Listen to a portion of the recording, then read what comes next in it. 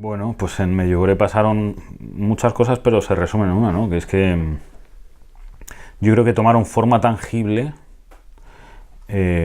todas las cosas que a mí me habían contado durante los 28 años de mi vida hasta entonces sobre Dios. Yo había tenido experiencias tangibles de muchas cosas, pero no de Dios. Dios era una idea o un conjunto de ideas o algo o alguien que actuaba o que intervenía en la vida de los demás o de otros, pero no en la mía. Y allí todo tomó tierra. Bueno, se encarna, en realidad lo que pasa en Medjugorje es que tomas conciencia de una forma muy fácil, muy sensible, muy real, de que Dios no solo existe, sino que existe e interviene en tu vida. Y te das cuenta de que lleva interviniendo toda la vida sin que tú te hayas dado cuenta. Bueno, pues por una serie de vivencias y de cosas que allí son como muy fáciles de ver. Es como si te pusieses, si vas a una sala de cine de 3D sin gafas, pues no ves bien, y de repente allí como que te las pones y ya ves la vida tal y como es en realidad. ¿Por qué? Bueno, pues es un misterio, es una gracia de Dios. Medjugorje era una aldea absolutamente anónima de la vieja Europa hasta 1981, que es cuando comienzan las supuestas apariciones de la Virgen María. El comienzo de las apariciones de Medjugorje se da...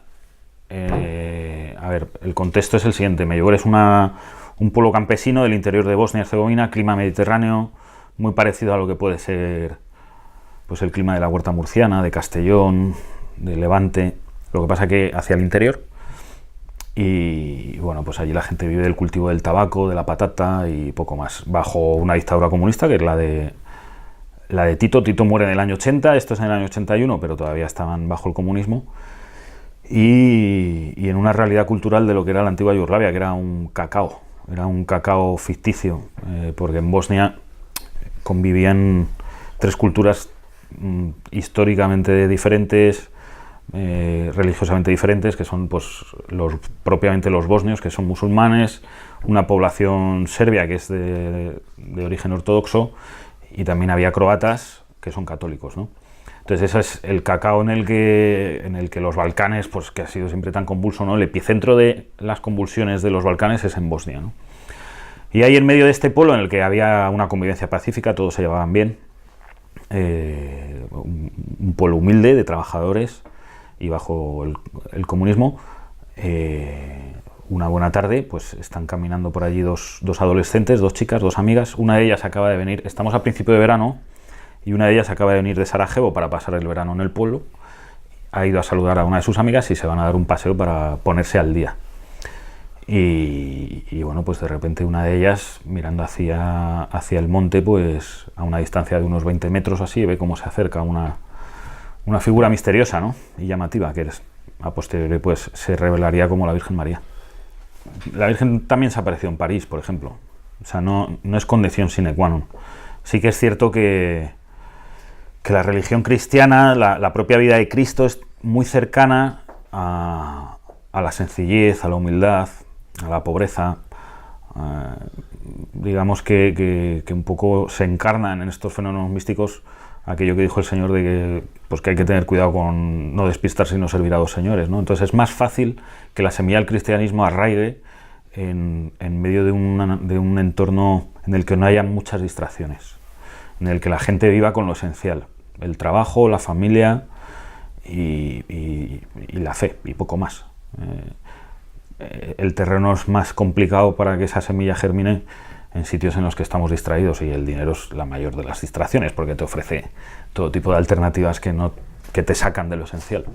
Sí, yo fui a Medjugorje, viví una experiencia que marca mi vida. Además fui con un compañero que también marcó su vida, y el compartir ese cambio de vida en un entorno concreto, en una experiencia concreta, pues te despierta mucho más, te une mucho más también. Y el impacto fue cuando a la vuelta de Medjugorje empiezo a escribir sobre Medjugorje. El impacto real y grande es ver cómo las cosas que escribes le cambian la vida a la gente, ¿no? Pues por ejemplo, gente que se convierte, ¿no? porque leen un libro que tú has escrito, o que cambian de vida, o que se reconcilian con su mujer después de una experiencia traumática, o que perdonan a su hijo después de no hablarse durante muchísimos años, o que deciden emprender un camino de abandono de la droga. Y todo eso por haber leído algo que tú has escrito. Entonces eso tiene un impacto brutal, porque uno sabe que escribe bien, pero no tanto.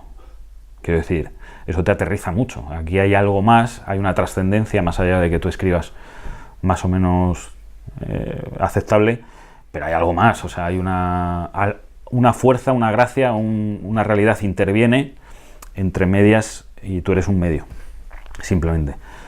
Probar cómo con algo que tú has escrito se mejora el mundo,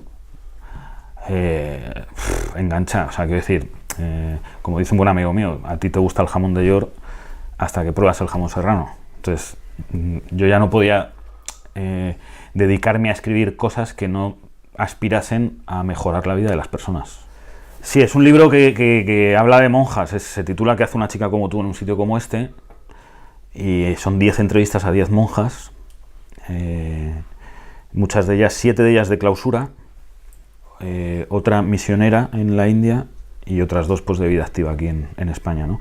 Y con ese libro vuelve a suceden 2 cosas. Una, para empezar, que conozco casos de chicas que dan el paso para decir que sí a la vocación, a un convento o a la misión, después de haberse leído el libro. Que eso pues te impresiona mucho, quiero decir, que no te deja indiferente, no te afecta, o sea. Y otra cosa que sucede es que conozco a padres de monjas que se reconcilian con sus hijas porque no habían aceptado la vocación de sus hijas. Entonces eso sí que, porque lo de la vocación de una chica, dices, bueno, ha sido porque se ha leído mi libro, pero si no se hubiese leído mi libro, esa chica tiene vocación y va a ser con otro estímulo, antes o después, ¿no? Con una conversación, con una película. Lo que pasa es que, bueno, pues ha sido con... Tú pasabas por allí, ha sido con esto, ¿no? Lo que sí que es muy grave en el buen sentido de la palabra es que una madre se reconcilie con su hija, a la que no había ido a ver al convento, porque al leer ese libro ha entendido que lo que le pasa a su hija tiene sentido, es real, no es que su hija la hayan engañado, sino que le pasa a mucha más gente y que su hija forma parte de una cosa que es muy buena y no muy mala, que es lo que mucha gente se piensa. El padre Christopher Harley. Un libro duro, porque la experiencia del padre Christopher es dura. Más que la del padre Christopher, la de los feligreses suyos allí en República Dominicana. Él es un misionero, él es español y británico al mismo tiempo. Y bueno, después de muchas peripecias le ordenó Juan Pablo II, estuvo con la Madre Teresa de Calcuta, acaba de misionero en República Dominicana, en el interior, en medio de las plantaciones de caña de azúcar, y descubre allí una realidad, estoy hablando del año 1997, en que la principal economía de República Dominicana, que es la industria azucarera, se sustenta bajo prácticas esclavistas. Y entonces él llega allí, se encuentra con eso y hace una denuncia internacional por la cual vive prácticamente los 9-10 años que estuvo en República Dominicana amenazado de muerte. Y al final acaba con sus pies fuera del país, obviamente, al final ya se tiene que marchar. Y lo que él vivió allí a mí me impresionó mucho por la dureza de la vida de esas personas, por la injusticia tan grande que hay en una industria que está perfectamente aceptada, etcétera, etcétera, etcétera, ¿no? Y cómo la doctrina social de la Iglesia, que es una idea que yo desconocía y una serie de conocimientos que yo tenía ajenos y que incluso sospechaba de manera un poco errática, bueno, tiene una verdad y una importancia absolutamente necesaria en la vida de cualquier cristiano. Todo lo que el padre Christopher hizo y aplicó en República Dominicana nace de fuentes como documentos del Concilio Vaticano II, de Juan Pablo II, etcétera, etcétera, ¿no? O sea que lo que pasa es que lo tenemos como muy olvidado porque esas realidades aquí en medio de nuestra vida no son las nuestras, no son tangibles, ¿no? Aquí no hay prácticas esclavistas en prácticamente ninguna industria que nosotros conozcamos o que tengamos contacto, por no decir que ninguna, ¿no? Claro. Sí. O sea, yo siempre que emprendo un proyecto de contar una historia, yo me voy al sitio. Si no, tocar el tambor de oídas es muy complicado. Y lo más probable, hay mucha gente que lo hace, ¿eh? Pero suena mal. o no suena tan bien como podría haber sonado si hubiesen hecho la experiencia de ir allí, ¿no?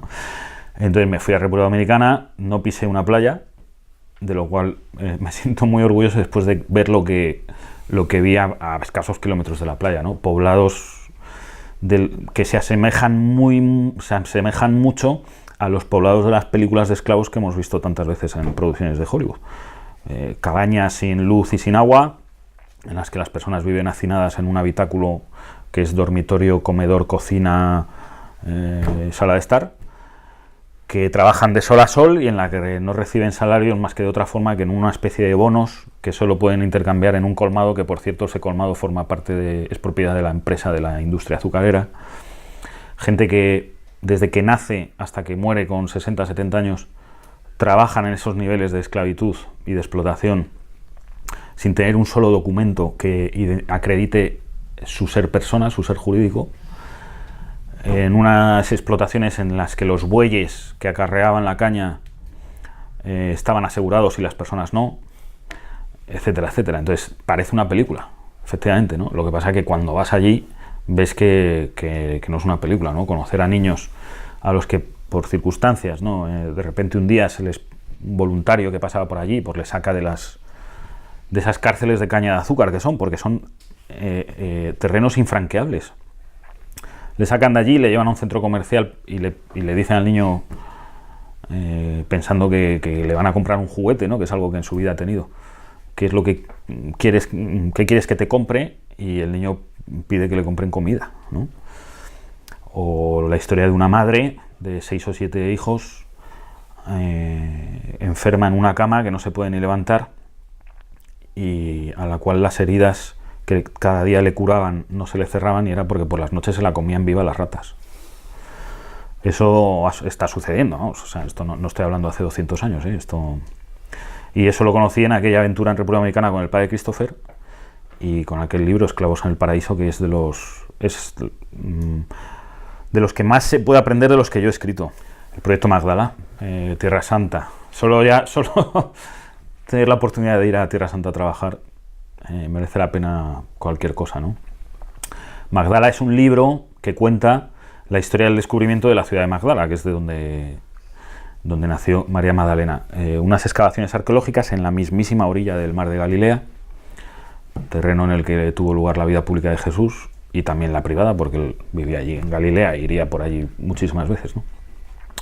Y entonces en el año 2006 se descubren unas ruinas arqueológicas que datan los arqueólogos en el siglo I, es decir, son ruinas que quedaron abandonadas y sepultadas bajo sedimento muy poquitos años después de que Jesucristo anduviese por allí, apenas 30 años después, ¿no? Entonces tienen una importancia, histórica este descubrimiento. Entonces, lo mismo, a mí me cuentan la historia, me piden de ir allí, me piden de escribir un libro y yo pido ir allí a excavar. Entonces, yo que no tengo nada de arqueólogo, ni sé arqueología, estuvimos excavando allí un tiempo y aparte de aquello, conocer bien la historia, hablar con todo el mundo que pudieses encontrarte por allí, documentarte y sobre todo empaparte del sitio, ver cómo huele, ver cómo suena y ver qué colores tiene, ¿no? Cuando te haces esa experiencia tangible a los sentidos es mucho más fácil transmitirla al papel, claro. Es lo que he dicho antes, ¿no? Cuando luego cada uno tiene su trayectoria y su vida, ¿no? Pero a mí lo que me gusta es esto, conocer estas historias, tener esa libertad para poder contarlas. Sobre todo, no es tanto el modus operandi, ¿no? Que es muy divertido y viajas a sitios, conoces gente, tienes experiencias asombrosas, ¿no? Pero es un poco lo que he dicho al principio, tú ves el resultado. O sea, cuando tú ves que algo de lo que tú has escrito o de lo que cuentas transforma para bien la vida de las personas, es por algo, no es solo no es solo por talento, no es solo por dedicación, es porque te tienes que involucrar en la medida de lo posible lo máximo que puedas. Si te quieres involucrar en la medida de lo posible lo máximo que puedas, no puedes estar en un trabajo con un horario, con una serie de normas o de jefes o de que al final te cortan las alas, porque las historias dan para mucho más de las exigencias que tiene una redacción de diario, por ejemplo. Sí. Un polígono industrial, fíjate, estuvo por aquí una buena amiga de esta casa, que es Tamara Falcó, y le encantó este sitio, dijo que era muy auténtico y que le recordaba a las startups de Nueva York y de Brooklyn, ¿no? En medio de un polígono, una empresa vacía, una nave industrial vacía, pues surge una idea, ¿no? Y se pone en marcha y salen cosas buenas, ¿no? Y me hizo mucha gracia porque no lo hice pensando en eso, pero tiene toda la razón. Es muy auténtico, muy de verdad. Si vienes aquí es porque estás viniendo aquí, no vienes a perder el tiempo ni a dar un paseo. Y estamos en un polígono industrial que a mí me encanta. Yo fíjate, hace poco lo hablaba estamos en una nave industrial, en un polígono industrial, y que es como lo menos atractivo, por así decirlo, ¿no? Lo menos cool. Y yo lo hablaba con un amigo, digo, mira, si Jesucristo nació en una cuadra, en el siglo XXI posiblemente naciese en un polígono industrial. Yo creo que, cuadraría bastante con la idea, ¿no? y estoy encantado, estamos encantados aquí. Bueno, a día de hoy estamos haciendo dos cosas, sobre todo, dos grandes proyectos que tienen que ver con la evangelización, aprovechando las nuevas tecnologías sobre todo, y los medios que ahora mismo son como muy abordables para hacer grandes proyectos con pocos medios.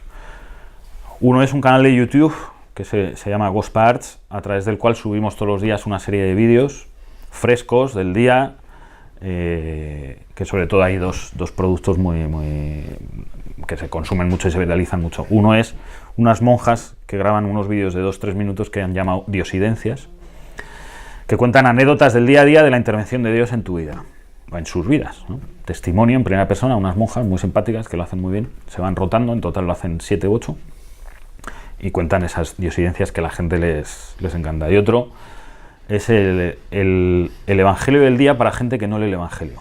Entonces, en este caso yo mismo, en la cocina de mi casa, que está muy cerca, hago un brevísimo resumen en menos de un minuto del Evangelio del día y cuento un poco que me parece a mí, ¿no? Entonces hay mucha gente que no se engancha a esto, pero hay mucha que sí. Sobre todo gente pues que prefiere que le cuenten el Evangelio en un minuto, o se pone los cascos o en el autobús o en el coche o en un momento lo miras porque, como digo, solo dura un minuto. Y es impresionante. Nosotros a día de hoy en nuestro canal tenemos ya casi 12.000 suscriptores en un año con este tipo de contenidos, que mucha gente no apuesta por ellos y sin embargo pues tienen mucho tirón. Y de media ahora mismo nos están viendo cada día, en todo lo que hay dentro de nuestro canal, estamos teniendo unos 8.000 visualizaciones de media. Hay veces que tenemos hasta 15.000, hay veces que se quedan 4.000, pero 8.000 personas sí que nos pinchan, de las cuales la mitad son de España, la otra mitad de fuera. Y estamos haciendo un documental, sí. Un documental es un proyecto que va para largo ya porque se ha ido solapando con otros proyectos y bueno, pero al final hasta que ha encontrado su hueco definitivo. Pero vamos, queremos estrenarlo en cines en 2019 y es un documental, una película documental sobre Lourdes, pero no es la historia de Lourdes y de Bernadette, sino el Lourdes de hoy, sobre todo centrado en enfermos en Lourdes. La experiencia que hacen los enfermos que van allí en peregrinación, llevados pues en este caso por la hospitalidad de Lourdes y entonces nos han dejado meter las cámaras en esos autobuses con los enfermos y en el hospital en Lourdes y grabar. Era un documental que no tenía guión, lo que íbamos grabando un poco en plan reality, nos ha ido dando un guión. Y nada, pues esperamos estrenarlo en 2019, tanto en salas de España como de Estados Unidos y de México.